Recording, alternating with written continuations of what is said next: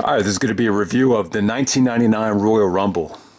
Show took place in Anaheim, California, same venue as WrestleMania 12 on January 24th, 1999. And yeah, man, I really feel like the 99 Rumble has a unique feel to it.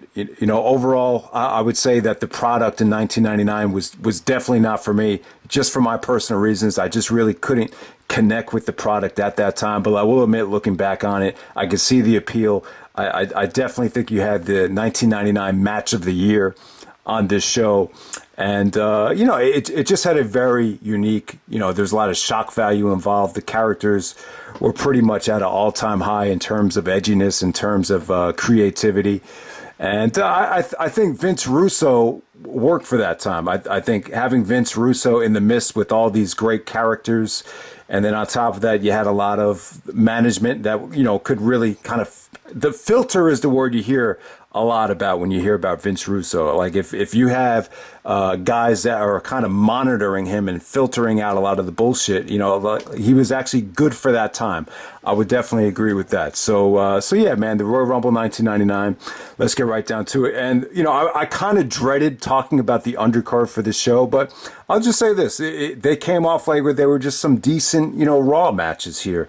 There's really not a lot of creative things I could say about them from a match quality standpoint, but let's try to get through it as quickly as possible. You have Big Bossman as a heel here, taking on the Road Dogg. So at the time, Road Dogg was actually the hardcore champion, but Vince and the corporation didn't want the Road Dogg to thrive in a hardcore environment, so they made it a non-title match so Bossman could win it, and that's exactly what happened here. They needed Big Bossman to look strong here because you almost forget he was actually going to face The Undertaker in a Hell in a Cell match at WrestleMania 15, which I can't remember that match at all right now, but yeah, Road Dogg, his punches always got great reactions. He was an entertainer. I think for that time, Road Dogg really connected with the fans well. One of the things that sucks about this pay-per-view is Michael Cole is on commentary, and at that time he wasn't quite ready yet, because Jim Ross actually had the Bell's palsy condition. So Bossman, Michael Cole actually called it a sidewalk slam. I want to say it looked more like a modified version of a rock bottom. Definitely not a sidewalk slam, but Big Bossman wins there out of nowhere. A pretty decent match to open up the show. It wasn't bad. It just, like a lot of these matches, they all had that same, Attitude Era style type of feel to it, and we move on. We have probably the best match out of the undercard right here, excluding the I Quit match. You had Ken Shamrock defending the Intercontinental Championship against Billy Gunn. This was a good combination. I thought the match was crisp. It was sharp. They actually got a lot of time. They got about 15 minutes. I think Billy Gunn is good. He's like a more jacked up version of what's his name, Dolph Ziggler, without a doubt, man. I don't think Billy Gunn was a bad wrestler. He got a lot of shit after he won the King of the Ring 1999. You remember Edge saying, "I want Billy Gunn, this King of the Ring," but at the time, Shamrock was a heel. He joined the corporation. So Shamrock actually won the King of the Ring as a babyface, but I just remember by the time you get to Breakdown 98, the fans definitely turned on him, especially in Canada. But, it was a good catch to have Shamrock as the IC champion, But yeah, man. But it was just one of those situations where, like, even though this guy's a badass, he could beat up anybody in the world, he still wasn't good enough to get over, and he never really found himself in that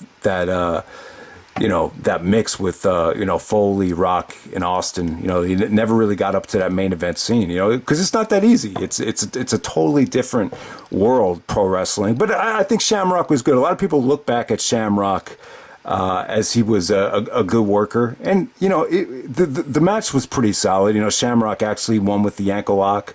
The referee got knocked down. And one of the things I hate about this time is, like, the crowd really only pops when, like, a guy comes out to the ring to interfere. So they pop huge for Val Venus. I think Billy Gunn actually hurt his ankle after he slipped off the top rope, and then Ken Shamrock popped on the ankle lock. And yeah, man, solid Intercontinental Championship match here. I could see some people thinking this was good. I could see some people thinking it was just kind of bland. I could see people being kind of polarized how good this match actually was, but I would say 3 stars is a fair rating there. Our next up, we had X-Pac taking on Gangrel for X-Pac's European Championship, and yeah, not much to complain about here. These are the 1998 boys right here. Like when I would definitely say like 1998 was their year. I don't think, and it's funny, like I don't think either guy ever got out of 1998, but it was fast paced, it was entertaining. They worked a grueling pace. I always found X-Pac to be pretty, athletic and explosive on offense here. There was actually a cross body off the top rope, which Teddy Long, actually counted the 3, but I think Gangrel actually kicked out, and there was like some "you fucked up" chants. So. Yeah, player, I think you fucked up on that, Teddy Long. But yeah, it wasn't a big deal for me. And then there was a sequence where I think Gangrel tried to pop up powerbomb. Then X-Pac countered it into a, variation of the X Factor to get the pinfall there. But yeah, man, just short and sweet. Definitely a raw quality match. Teddy Long messing up the finish.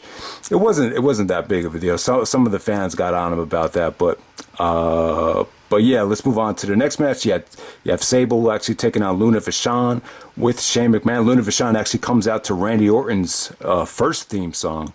I don't know if anybody caught that, but yeah, this is actually a strap match for the women's championship. Yeah, I thought this is probably the worst thing on the show right here. Sable actually, there's actually a Beyond the Mat documentary that they were filming at this show, and I remember, if you watch the documentary, there you see some of the agents telling Sable to really sell the back.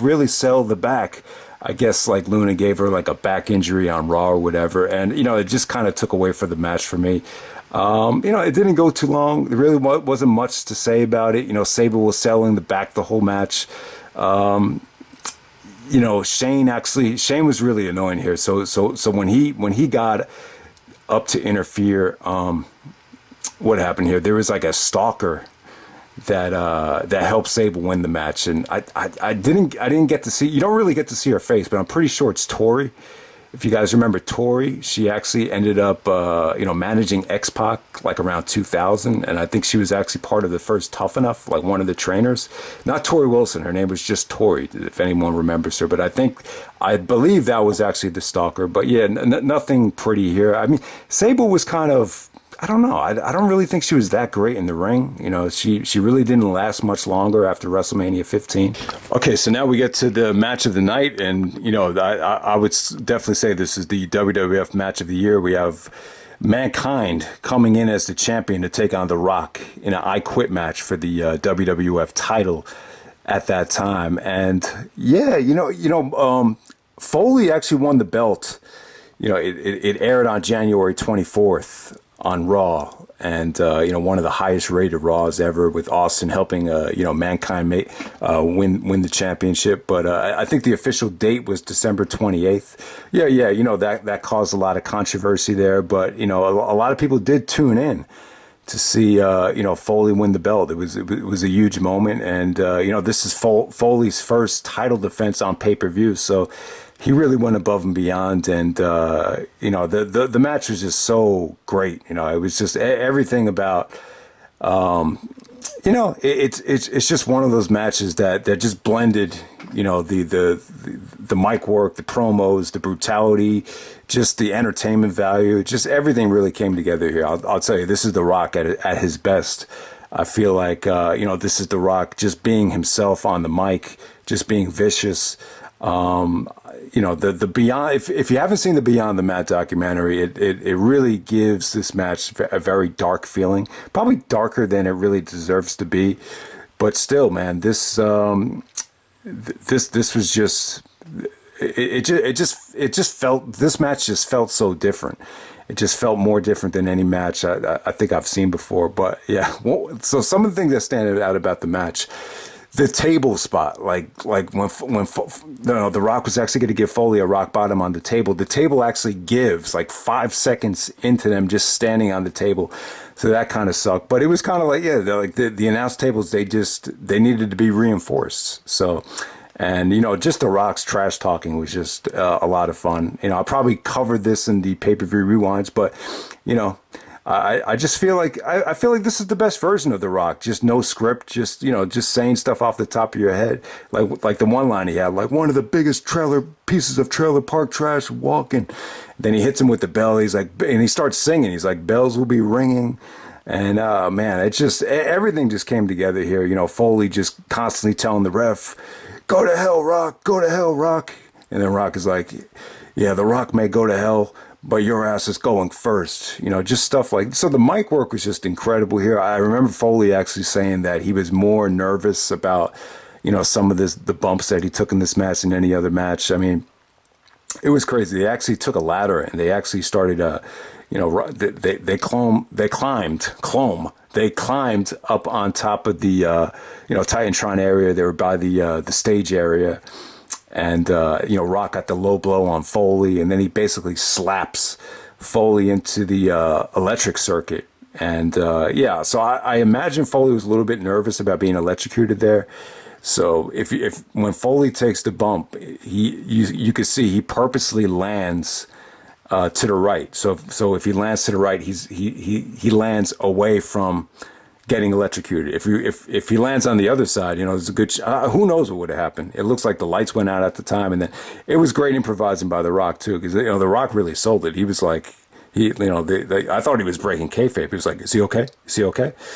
Then all of a sudden, The Rock is like, "I don't give a damn if he's hurt or not. That son of a bitch is saying I quit." And then the fans just start chanting Rocky, even as a heel. So I thought that was great. I mean, the people's elbow on the steel chair came off great. You know, Foley actually got handcuffed here. I thought the handcuff stuff was creative.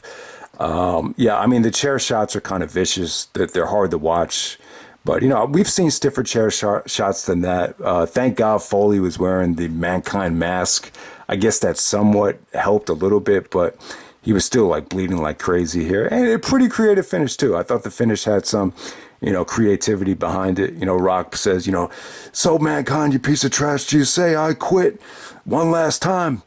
Then all of a sudden you just hear they actually, I think it was Shane McMahon, they actually took the recording of Foley from the promo telling The Rock, "I will not say the words, I quit, I quit." And when they edited it, it just sounded like, you know, Foley actually said, "I quit, I quit."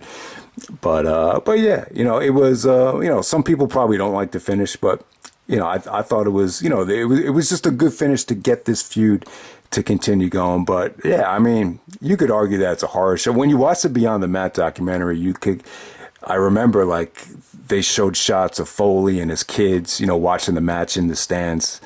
And man, I mean, yeah, I don't know, man. Foley probably shouldn't have done that, man. Because when you look at the match through their point of view and through their eyes, you look at it from a totally different perspective. I think when you watch it as a fan, it feels more of a like rock comedy match. But when you see the footage from Beyond the Mat, it's like more of a horror show from, you know, Foley's perspective. So that's pretty interesting. But yeah, the match holds up well. I just think you have a nice combination of comedy and brutality here. And yeah, I think this is the 1999 match of the year. You know, probably some of the Austin and Rock matches from WrestleMania and Backlash would come close. Maybe the Edge and Christian Hardys or Edge and Christian versus the Dudleys from No Mercy. That would definitely come close as well. But yeah, let's move on to the Royal Rumble. So at the Rumble, Austin and Vince actually start the Rumble first. And yeah, I think Shawn Michaels is the commissioner at the time, and he ordered you know, Vince to be the first one in the Rumble. So, you know, the storyline here and the whole premise of this thing was for you know, Vince was just on a mission just to have Austin, you know, not win this thing. You know, the 1998 Rumble was a little bit similar, but, you know, the Vince Austin feud didn't really take off yet. But this was just all about Vince, and this was like the apex of the Vince and Austin stuff. The video package was basically just about them. I mean, when you look back on it, it's pretty obvious because you can't have Austin, you know, win the Rumble. What, this would have been the third time in a row. So I don't know. That's just a little bit too predictable. So looking back on it, the predictable thing was for Vince to win because, the storyline really didn't evolve around anyone else. Maybe Triple H winning it might have been a possibility. Undertaker wasn't even in this thing. You just really didn't have a lot of other names that could possibly win this thing. So I think. But at the time, I think when people found out that Vince won, I remember when I found out he won, I think everyone's reaction is like, "What the fuck? You got to be kidding me!" So it sounds like a Vince Russo type of pitch, but what Vince winning the Rumble did, it just led to a rematch at St. Valentine's Day Massacre where you could have Vince and Austin finally have their match in the steel cage match, but. Yeah, I think I think Vince winning, it's just one of those things where it's so shocking that it just made you want to tune into Raw the next night. So I think that was more of the priority than it being about the wrestling or it being about having a great Rumble. It was more about what can we do to get the fans to tune in the next night on Raw. Like I feel like especially at this time, Raw was probably more important than putting on quality pay-per-view matches. So I guess that's the best way to kind of sum it up there. But yeah, it was pretty cool to have, Vince and Austin meet as the first two guys in the Rumble. Vince came out, he was able to show, they cut some like Rocky IV, training packages with Vince and Shane training in the snow. So that was pretty cool. So when Vince comes out, he actually looks more jacked up than Austin does. Which is incredible, but Vince is just such a bad wrestler. So Austin basically kicks his ass until like the third or fourth guy comes out. Then they brawl backstage, and Vince actually starts running into the women's bathroom, and inside the women's bathroom, the corporation is there. Test, Big Bossman, they all start beating Austin up. So Austin actually gets taken to a hospital. Eventually, he actually comes back in an ambulance and gets back into the Rumble. And then Vince is actually on commentary through most of the show.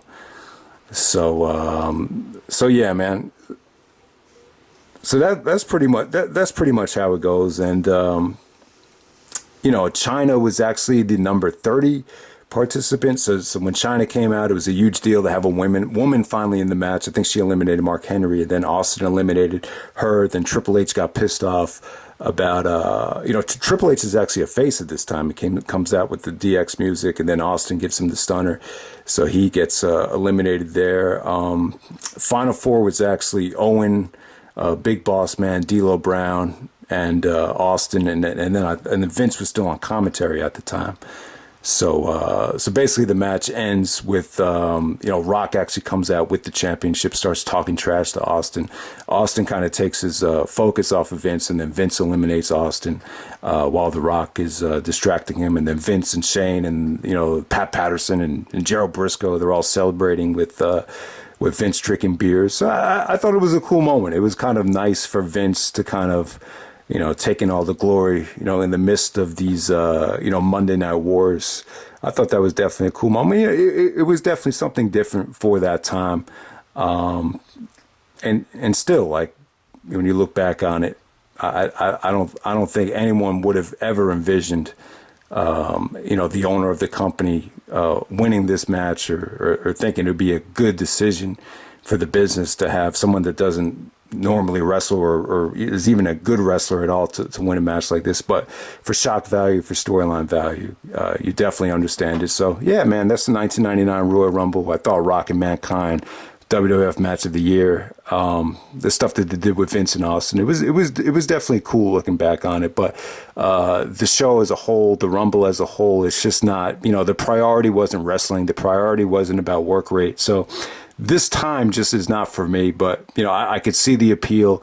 I could see why some of the diehard wrestling fans really got into the company at the time, because you had just a solid mix of characters. So that's the 1999 Royal Rumble, and I'm out. All right.